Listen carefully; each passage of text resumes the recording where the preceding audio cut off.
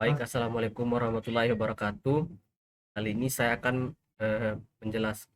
menjelaskan tentang dua jurnal yang berhubungan dengan metode BFS, DFS, Generated and Test, serta Hill Climbing dan Greedy Based Field Search. Baik, langsung saja kita ke penjelasannya.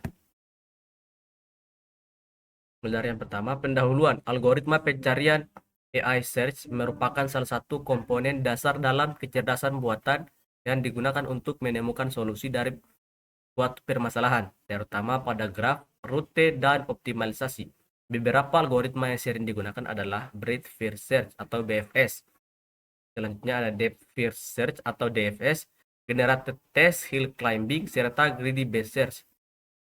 Pada penelitian terbaru 2023 sampai 2025, algoritma pencarian semakin banyak digunakan untuk pemetaan rute, optimisasi distribusi, serta navigasi. Oleh karena itu diperlukan analisis terhadap jurnal-jurnal yang membahas penerapan algoritma tersebut untuk memahami efektivitas, kelebihan, dan kekurangannya. Selanjutnya yaitu metodologi. Satu studi literatur mengumpulkan jurnal tahun 2023 sampai 2025 yang berhubungan dengan algoritma pencarian, terutama hill climbing dan greedy based research. Yang kedua, analisis algoritma membandingkan cara kerja algoritma yang digunakan. Hill climbing local search menuju solusi terbaik berdasarkan peningkatan nilai fungsi heuristik.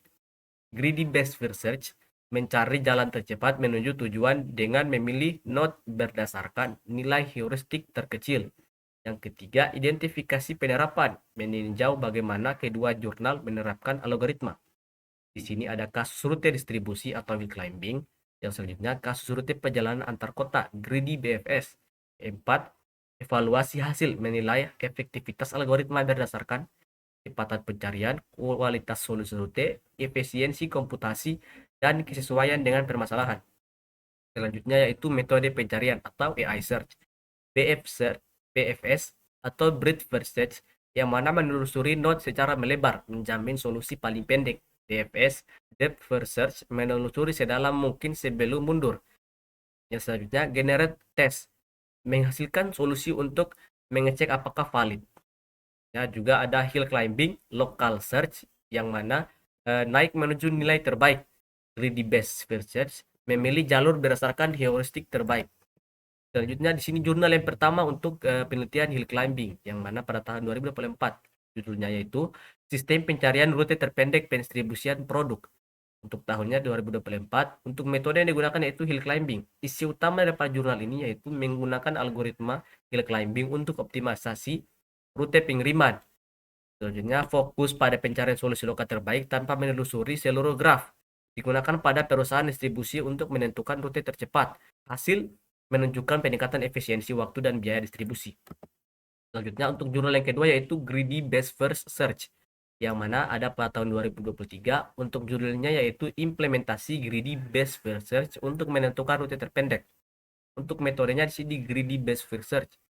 Isi utama dari jurnal ini yaitu menggunakan heuristik jarak terdekat ke tujuan untuk mempercepat pencarian rute.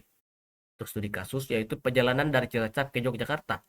Algoritma lebih cepat dibandingkan BFS atau DFS karena fokus pada kemungkinan terbaik. Selanjutnya ditemukan rute optimal dengan waktu komputasi lebih singkat. Untuk perbandingan daripada dua metode pencarian tadi yaitu BFS menentukan solusi terpendek tapi lambat dan butuh memori besar. DFS tidak menjamin solusi terpendek tetapi efisien terhadap memori. Dan generate dan test mudah tapi tidak efisien untuk masalah besar. Selanjutnya hill climbing cepat tapi rawan lokal optimum.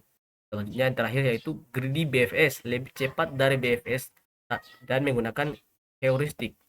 Selanjutnya untuk hasil dan pembahasan dari jurnal hill climbing, tema di sini yaitu pencarian rute distribusi produk. Hill climbing digunakan untuk mencari rute tercepat berdasarkan kondisi graf. Algoritma yang digunakan yaitu melakukan perbaikan bertahap, incremental improvement, menuju solusi lokal terbaik. Selanjutnya yaitu kelebihan, cepat, sederhana, dan cocok untuk optimalisasi lokal. Untuk kekurangannya bisa terjebak lokal optimum, tidak menjamin solusi global terbaik. Hasil dari penilaiannya itu yaitu rute lebih efisien sehingga biaya dan waktu pendistribusian menurun. Untuk jurnal yang kedua, jurnal Greedy Beast Research 2003. Untuk temanya yaitu menentukan rute tercepat dari Cilacap ke Jogja. Algoritma yang digunakan yaitu memilih node dengan heuristik terdekat ke tujuan. Lebih terarah dibandingkan BFS dan lebih cepat karena tidak menelusuri seluruh cabang.